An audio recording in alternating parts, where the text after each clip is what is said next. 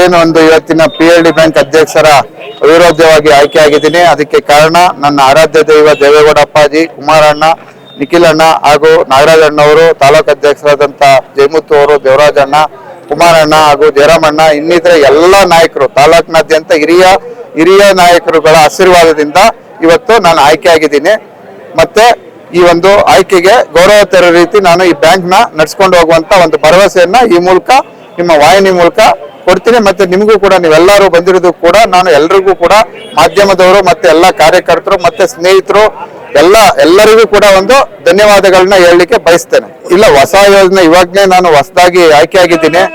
ಏನು ಇವತ್ತು ಬೇರೆ ಕಡೆ ಏನು PLD ಬ್ಯಾಂಕ್ ಅಲ್ಲಿ ಏನೇನು ಅವಕಾಶಗಳಿದೆ ಅದೆಲ್ಲವನ್ನ ನಾನು ಗಣನೆಗೆ ತಗೊಂಡು ಮುಂದುವರಿಸಿ ನಾನು ಒಳ್ಳೆ ರೀತಿ ನಡೆಸಲಿಕ್ಕೆ ಪ್ರಯತ್ನ ಪಡ್ತೇನೆ. ಕರುನಾಡು ಟೈಮ್ಸ್ ಚಾನೆಲ್ನಲ್ಲಿ ಸುದ್ದಿ ಮತ್ತು ಜಾಹೀರಾತು ನೀಡಲು ಈ ನಂಬರ್ಗೆ ಕರೆ ಮಾಡಿ.